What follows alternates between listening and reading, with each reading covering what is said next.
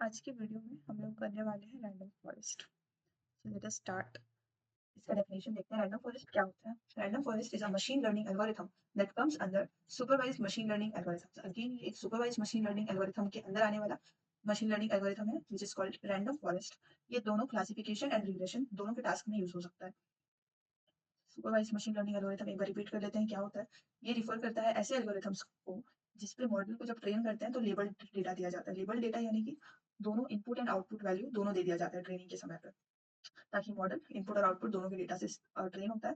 तो उसको बोलते हैं सुपरवाइज मशीन लर्निंग एल्गोरिथम। और रैंडम फॉरेस्ट एक type of supervise machine learning algorithm है जो बोथ क्लासिफिकेशन एंड रिग्रेशन के टास्क पे यूज होता है।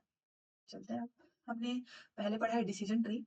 ये डिसीजन ट्री होता है, ये एक पर्टिकुलर डिसीजन ट्री है मान लो, और ये एक रैंडम फॉरेस्ट। रैंडम फॉरेस्ट का सिंपल डेफिनेशन एक है, ये collection of multiple decision trees हो सकता है। आप ये देखो, क्लास वन को एक डिसीजन ट्री मान लो, क्लास यानी हर कलर को अलग अलग मान सकते हो। तो ऐसे रैंडम फॉरेस्ट बनता है मल्टीपल डिसीजन ट्रीज को कंबाइन करके। अब इसके नाम में ही इसका आधा डेफिनेशन छुपा हुआ है, रैंडम फॉरेस्ट। इसको रैंडम फॉरेस्ट बोलते क्यों है? रैंडम फॉरेस्ट, फॉरेस्ट यानी क्या होता है इन सिंपल वर्ड्स? एक फॉरेस्ट यानी group of trees, multiple trees एक साथ होते हैं तो फॉरेस्ट बनता है। तो बस वही है। रैंडम फॉरेस्ट कैसे बनता है? मल्टीपल डिसीजन ट्रीज से। ठीक है, this algorithm is called random forest because it consists of many decision trees. इसमें डिसीजन ट्रीज होते हैं बहुत सारे, सो दैट्स व्हाई वहां से नाम आया फॉरेस्ट। और रैंडम क्यों नाम पड़ा इसका?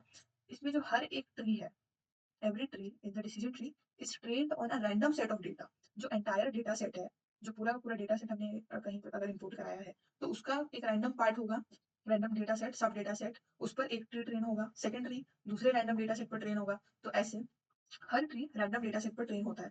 तो एक वहां से रैंडम आया, और एक और मीनिंग है इसका रैंडम फीचर्स, यानी कि हर ट्री डिफरेंट फीचर्स पर बेस्ड है। डिफरेंट फीचर्स, कोई ट्री मान लो कि मार्क्स का देखा है तो कोई दूसरा tree number of hours study का फीचर्स देख रहा है। तो ऐसे हर ट्री डिफरेंट होता है फीचर्स, यानी कि कॉलम्स। हर ट्री को डिफरेंट कॉलम्स मिलते हैं, प्लस हर ट्री रैंडम डेटा सेट पर ट्रेन होता है। तो वहां से नाम पड़ा इसका रैंडम।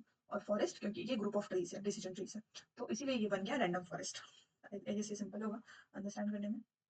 और ये जो रैंडमनेस है यही इसकी एक सबसे इंपॉर्टेंट क्वालिटी है। ये हर एक ट्री को दूसरे ट्री से डिफरेंट बनाता है। क्यों? क्योंकि हर ट्री डिफरेंट डेटा सेट पर ट्रेन हुआ है, डिफरेंट फीचर्स पर ट्रेन हुआ है, टोटली डिफरेंट है अब दूसरे ट्री से। और उनका जब एक पूरा ग्रुप बन जाता है तो वो एक बेस्ट रिजल्ट क्वालिटीज मिलती है, क्योंकि डेटा बायस्ड नहीं होता है, वेरिएंस होता है, डिफरेंशिएशन होता है हर एक ट्री में। सो ऐसे ग्रुप ऑफ ट्रीज एक डिसीजन ट्री बनाते हैं, जिसमें आप नॉर्मल फिगर में भी देख सकते हो हर ट्री एक दूसरे से अलग दिख रहा है। और होता भी है क्योंकि सब डिफरेंट डेटा सेट पर ट्रेन होता है, डिफरेंट फीचर्स पर ट्रेन होता है। अब इसकी वर्किंग को समझते हैं। हमने बेसिक देख लिया कि रैंडम फॉरेस्ट क्या होता है, उसका नाम तो रैंडम फॉरेस्ट पड़ा। अब ये काम कैसे करता है? तो क्योंकि रिग्रेशन और क्लासिफिकेशन दोनों के टास्क होते हैं तो हम दोनों के लिए पढ़ेंगे कि रिग्रेशन में कैसे काम करता है और क्लासिफिकेशन में कैसे काम करता है। कुछ पार्ट दोनों में कॉमन है, पहले कॉमन का देखते हैं। Random forest is a collection of many trees, decision trees. Each tree is trained on a set of random data from the entire data set. Entire data set से एक random data उठाएंगे और उसको एक tree को train करेंगे। वैसे ही अगर 100 ट्रीज बना रहे हैं तो जो एंटायर डेटा सेट है उसको 100 पार्ट्स में डिवाइड कर देंगे, और हर ट्री को एक डेटा सेट दे देंगे, और सब डिफरेंट होगा एक दूसरे से। To improve the accuracy and efficiency of the model, we generally use larger data sets. जितना अच्छा मॉडल बनाना है हमें उतना बड़ा डेटा सेट यूज करेंगे, क्योंकि so that the trees trained on random data set have enough differentiation। काफी हद तक डिफरेंशिएशन होगा एक सारे ट्रीज में, इसीलिए जितना बड़ा डेटा सेट उतना ज्यादा डेटा यानी उतने ज्यादा ट्रीज बन सकते हैं। Each tree is trained on a different feature और कॉलम्स, नॉट ऑल। कोई भी ट्री सारे फीचर्स पर ट्रेन नहीं होता, कुछ रैंडम फीचर्स पर ट्रेन होता है, which makes trees less similar। In this manner each tree gets random rows, random columns। तो हर ट्री काफी ज्यादा रैंडम है। यहाँ पर नेक्स्ट स्टेप में क्या होता है? In the next step each decision tree from the random forest works independently to produce its own output using information gain and entropy formula। Decision tree जैसा नॉर्मली काम करता है बस वैसे ही इंडिपेंडेंटली हर एक डिसीजन ट्री काम करेगा, अपना आउटपुट निकालेगा। हर एक ट्री अपना एक आउटपुट देगा। अगर 100 ट्रीज हैं तो टोटल हमारे पास 100 आउटपुट्स आएंगे, और वो सारे डिफरेंट होंगे, सब एकदम सेम नहीं होंगे एक दूसरे से। अब क्योंकि ईच ट्री अब अपना फाइनल प्रेडिक्शन यानी आउटपुट निकाल दिया है, अब हम लोग बात करते हैं रिग्रेशन और क्लासिफिकेशन कैसे परफॉर्म होता है। तो एक बार बेसिक फिर से देख लेते हैं। सारे ट्रीज हैं, सब एक एक आउटपुट देंगे। जैसे आप देख सकते हो ये tree one, tree two, tree three और फोर, इसने आउटपुट में सन दिया, सन दिया, सन दिया, और यहाँ पर स्टार दिया। ठीक है, ये तो इंडिविजुअल डिसीजन ट्रीज ने अपने अपने प्रेडिक्शंस निकाले। अब जो मेजोरिटी है, मेजोरिटी यहाँ पर क्लियर दिख रहा है कि सन है, तो रैंडम फॉरेस्ट का जो आउटपुट होगा वो भी सन होगा। ठीक है, तो ये होता है क्लासिफिकेशन। क्लासिफिकेशन में पहले चलते हैं। और doing the classification task majority voting is used. इस प्रोसेस को मेजॉरिटी वोटिंग बोलते हैं। एज द नेम सजेस्ट कि It is the process of selecting the output that has been predicted by the majority of the trees. Majority of the trees ने जिस output को predict किया है, बस उसको final decision of the random tree declare कर दिया जाएगा. That will be the final prediction. बस ये simple इस वाले से समझ लें. For example, देखो ये वाला जो majority voting है, ये क्लासिफिकेशन में यूज होता है. यहाँ पर एग्जांपल में क्लियर दिख रहा है कि मान लो ये वोट्स हैं, सन वोट किया, इसने भी सन वोट किया, इसने भी, और इसने स्टार वोट किया. सबसे ज्यादा वोटिंग किसको मिला? सन को, 3 टाइम्स, ऑलमोस्ट 75%. तो इसीलिए जो हमारा रैंडम फॉरेस्ट का आउटपुट होगा उसको भी हम सन रखेंगे. क्यों? क्योंकि मेजोरिटी वोटिंग के अकॉर्डिंग. यहाँ क्लासिफिकेशन की बात हो रही है. और सिंपल रियल लाइफ प्रॉब्लम है यहाँ पर कि फैमिली में हर, मान लो फैमिली में 4 मेंबर्स हैं, मदर फादर सन डॉटर. अब दो चीजें बन सकती हैं, या तो बिरयानी या तो पुलाव. और हर फैमिली मेंबर का अपना एक प्रेफरेंस है. मदर फादर और डॉटर ने पुलाव सिलेक्ट किया और सन ने बिरयानी सिलेक्ट किया. अब सिंस क्योंकि 3 लोगों ने पुलाव बुलाया तो ऑब्वियसली वो लोग पुलाव ही बनाएंगे, मेजोरिटी के साथ जाएंगे. तो बस एग्जैक्टली यही होता है क्लासिफिकेशन प्रॉब्लम्स में रैंडम फॉरेस्ट में. जो डिसीजन ट्रीज ने जो प्रिडिक्शन निकाला है उसमें जिसने जो प्रिडिक्शन सबसे ज्यादा बार निकाला गया, मेजोरिटी ने निकाला है, उसे फाइनल डिसीजन ले लिया जाता है रैंडम फॉरेस्ट का क्लासिफिकेशन में. सो ये हो गया क्लासिफिकेशन. नेक्स्ट चलते हैं रिग्रेशन में. रिग्रेशन में क्योंकि हमें न्यूमेरिकल वैल्यूज चाहिए, तो for doing the regression task the average of predictions made by each tree will be taken to get the final output. अब हर ट्री अपना एक नंबर प्रेडिक्ट करके देगा और जो फाइनल आउटपुट होगा रैंडम फॉरेस्ट वो सारे नंबर्स ऐड करेंगे और by total number of tree से उसको डिवाइड कर देंगे, एवरेज निकालेंगे. ये हो गया रिग्रेशन का task. Each decision tree will have its own independent output or prediction जो कि numerical होगा. Then average of all the outputs will be taken to get the final output of for the random forest.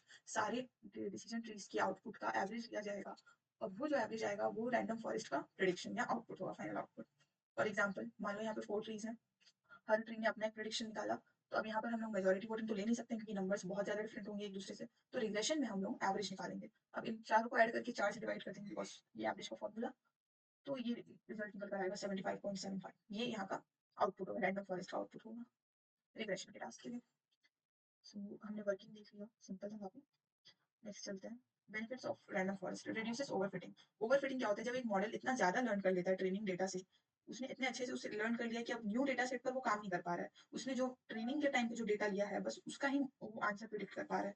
तो ये दिक्कत reduce होता है यहाँ पर क्योंकि यहाँ पर रैंडम, क्योंकि एक रैंडम फॉरेस्ट और यहाँ पर बहुत सारे ट्रीज है और हर ट्री ने डिफरेंट डेटा सेट पर लर्न किया हुआ है. तो अगर कोई एक ट्री ब्रिलियंट भी है तो वो अपने एक फील्ड में, लेकिन उससे कोई दिक्कत नहीं होगा क्योंकि अगर 100 ट्रीज है तो 100 ब्रिलियंट होंगे अगर एक एक पे भी, तो ओवरऑल एफिशिएंसी इंप्रूव ही होगा मॉडल का. तो इसीलिए ओवरफिटिंग रिड्यूस हो जाता है.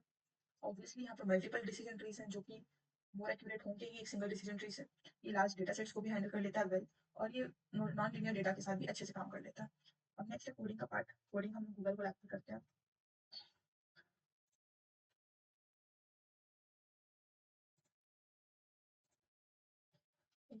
फोल्डर क्रिएट, फाइल क्रिएट करते हैं रैंडम फॉरेस्ट नाम से.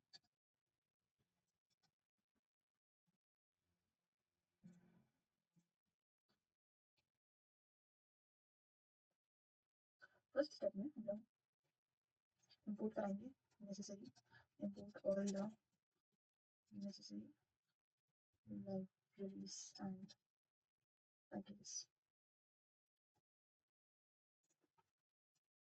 सबसे पहले हम हर चीज में हमें डेटा सेट लगेगा.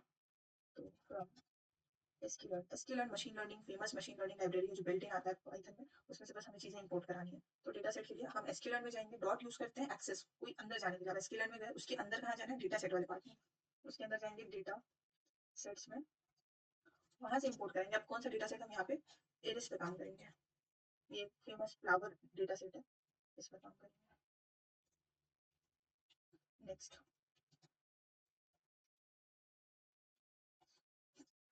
एसक्यूएल लाइब्रेरी जाएंगे, उसके अंदर हम एनसेंबल में जाएंगे. वहां से हम अपना क्लासिफायर मॉडल लेकर आएंगे, रैंडम फॉरेस्ट क्लासिफायर जिसका नाम है. यहाँ पर आपको स्पेलिंग्स के साथ केयरफुल रहना है, छोटा सा स्पेलिंग मिस्टेक होने से एरर आ जाता है. मॉडल हमारे डेटा को स्प्लिट करने के लिए ट्रेनिंग और टेस्टिंग में हम एसक्यूएल से मॉडल सिलेक्शन में जाएंगे. मैंने यहाँ पे गलती से प्रॉब्लम दिया है, इंपोर्ट करेंगे. मॉडल सिलेक्शन से इंपोर्ट कराएंगे टेस्ट स्प्लिट फंक्शन को. नेक्स्ट हम अगेन जाएंगे एसक्यूएल में.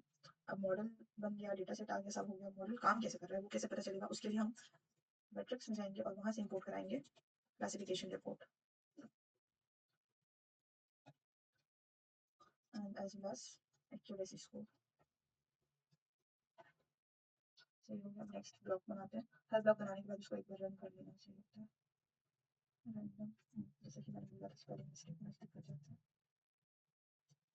अब ये सब सही है। नेक्स्ट अब ऐसे हर ब्लॉक को रन करके ही अगले ब्लॉक में जाइएगा, वरना एक साथ एरर आएगा तो पता नहीं चलेगा कहाँ दिक्कत स्टार्ट हुआ था। अब जो हमने यहाँ पर लोड एरिस इंपोर्ट कराया डेटा सेट, उसको यहाँ पर अपनी मेमोरी में एक जगह पे स्टोर करेंगे। एरिस नाम का वेरिएबल बनाएंगे, उसके अंदर डालेंगे लोड एरिस। अब डेटा आ गया हमारे मेमोरी में। अब ट्रेनिंग आउटपुट और इनपुट डेटा को सेंड करेंगे। नेक्स्ट हमारा इनपुट डेटा होगा। इनपुट के लिए हम एरिस में जाएंगे। एरिस का जो डेटा वाला पार्ट है वो इनपुट के लिए होता है। वाई में हम आउटपुट डालेंगे एरिस डॉट टारगेट वैल्यूज। अब डेटा भी आ गया। नेक्स्ट ट्रेनिंग एंड टेस्टिंग में डेटा को स्प्लिट करेंगे। X training X test. X हमारा इनपुट वैल्यू है, इनपुट का ट्रेनिंग पार्ट और इनपुट का टेस्टिंग के लिए पार्ट ये हो गया। Next Y train Y test. ये हो गया वाई का ट्रेनिंग डेटा, वाई का टेस्टिंग, यानी आउटपुट टेस्टिंग और इनपुट टेस्ट, सॉरी ट्रेनिंग का आउटपुट डेटा और टेस्टिंग का आउटपुट डेटा। हमने जो मॉडल सिलेक्शन वाले फंक्शन को इंपोर्ट कराया था उसको काम करते हैं।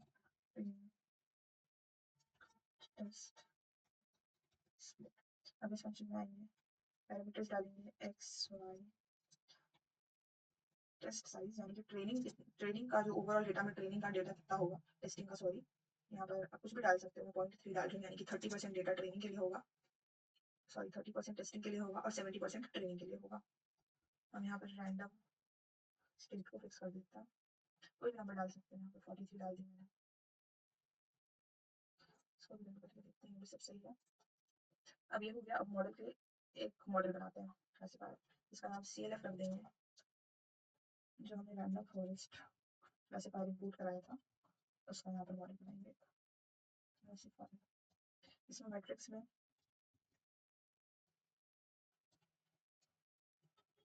ये वाला पैरामीटर एन एस्टिमेटर्स में जो नंबर डिसाइड डालेंगे वो डिसाइड करेगा कि टोटल ट्रीज कितने बन रहे हैं। हम यहाँ पर 100 ट्रीज बना रहे हैं, यानी हमारी रैंडम फॉरेस्ट में 100 ट्रीज है। और इसके रैंडमनेस को भी फिक्स करने के लिए रैंडम स्टेट में एक पर्टिकुलर नंबर डाल देंगे, जैसे कि कुछ भी डाल सकते हैं। मैं 18 डाल देती हूँ। ये भी हो गया। अब हमने टोटल डेटा को ट्रेनिंग और टेस्टिंग में डिवाइड कर दिया है। पहले उसे लाया अपनी मेमोरी में, फिर डिवाइड किया, फिर अपने मॉडल के लिए अपना मॉडल बना लिया एल्गोरिथम के लिए रैंडम फॉरेस्ट का। अब मॉडल को ट्रेन करते हैं। CLF.fit फिट फंक्शन ट्रेनिंग के लिए यूज होता है, क्योंकि ये ट्रेनिंग है तो इसमें हम जो सारे डेटा सेट्स बनाए हैं 4, उसमें जो ट्रेनिंग वाले हैं एक्स ट्रेन वाई ट्रेन, उसको यहाँ पर पैरामीटर में डालेंगे एक्स ट्रेन वाई ट्रेन। यहाँ पर मॉडल लर्न करेगा, इसको लर्न करके देख लेते हैं, सही है। अब प्रेडिक्ट। अब मॉडल ने लर्न कर लिया, अब मॉडल की टेस्टिंग की टाइम है। टेस्टिंग के लिए आगे वेरिएबल बनाएंगे। टेस्टिंग के लिए हम यूज करते हैं CLF.predict। प्रेडिक्ट में हम लोग डाल देंगे पैरामीटर में एक्स टेस्ट। एक्स टेस्ट क्यों, एक्स है इनपुट वैल्यू और टेस्ट है टेस्टिंग का पार्ट। जो टोटल डेटा में हमने जो पार्ट को डिवाइड किया था टेस्टिंग के लिए वो देंगे आप मॉडल को। प्रेडिक्ट फंक्शन मॉडल की प्रेडिक्शन कराने में काम आता है। अब आई प्रेडिक्ट बन गया। अब नेक्स्ट, अब मॉडल ने प्रेडिक्ट भी कर दिया, प्रेडिक्ट वैल्यूज को यहाँ पर स्टोर किए। अब हम मैट्रिक्स यूज करते हैं, अपनी वैल्यूएशन करेंगे मॉडल कैसा काम कर रहा है। रिपोर्ट में हम क्लासिफिकेशन रिपोर्ट जो इंपोर्ट कराए थे, क्लासिफिकेशन रिपोर्ट में डाल देते हैं वाई प्रेडिक्ट वाई टेस्ट। यहाँ पर वाई टेस्ट वाई प्रेडिक्ट, यानी कि जो वाई टेस्ट यानी कि जो एक्चुअल टेस्टिंग वैल्यूज की जो एक्चुअल आउटपुट है वो, और वाई प्रेडिक्ट यानी कि जो मॉडल ने प्रेडिक्ट किया है। अब ऐसा स्कोर का भी एक और बना लेते हैं जो एक्यूरेसी बताएगा। ये मॉडल का एक्यूरेसी बताएगा कितना एक्यूरेट है मॉडल। इसके अंदर भी पैरामीटर सेम डालेंगे, ये वाले, उसको यहीं से कॉपी पेस्ट कर देते हैं। अब ये भी हो गया। फाइनल अपना आउटपुट प्रिंट कराते हैं। प्रिंट रिपोर्ट, ऊपर में स्कोर प्रिंट करा लेते हैं, नीचे रिपोर्ट प्रिंट।